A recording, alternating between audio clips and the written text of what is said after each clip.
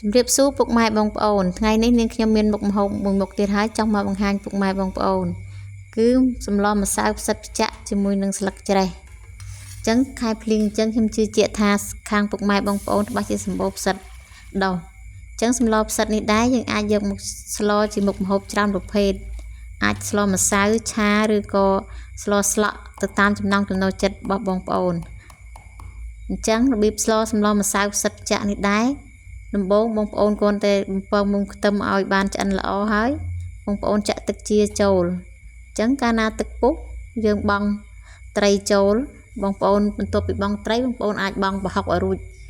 ហើយព្រោះកាលណាយើងបង់មុនអញ្ចឹងយើងងាយស្រួលជ្រុំបន្ទាប់ពីយើងបង់ប្រហុករួចហើយបងប្អូនអាចដាក់ម្សៅដែលយើងបុកម៉ត់ចូលអញ្ចឹងដាក់ម្សៅបុកម៉ត់នេះគ្របឲ្យឆ្អិនម្សៅល្អសូមបងប្អូនកាលណាបងប្អូនដាក់ម្សៅឆ្អិនល្អហើយបងប្អូនអាចបង់គ្រឿងតាមបងប្អូនចូលចិត្តមុនទៅមានប៊ីចេង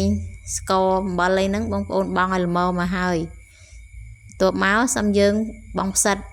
ចំពោះផ្សិតនេះដែរយើងត្រូវបង់មុនបន្លែផ្សេងព្រោះកាលណាផ្សិតវាទាមទារឲ្យយើងចម្អិនយូរជាងព្រោះ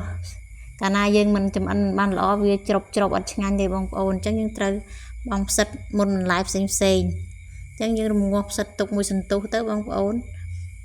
យើងទុកស្មានដឹងថាផ្សិតយើងឆ្អិនល្អហើយបងប្អូនបង់បន្លែចូលមានតកូលមានស្លឹកច្រេះហ្នឹងឬក៏បងប្អូនមានបន្លែអីផ្សេងទៀតបងប្អូនអាចដាក់មកបានហើយតាមចំណង់ចំណូលចិត្តបងប្អូនហើយយើងកូរត្រឡប់វាឲ្យសព្វទៅជាការស្រេចអញ្ចឹងសម្លផ្សិតខ្ញុំបង្ហាញតែប៉ុណ្ណេះថ្ងៃនេះមានតែប៉ុណ្ណេះទេបងប្អូនអញ្ចឹង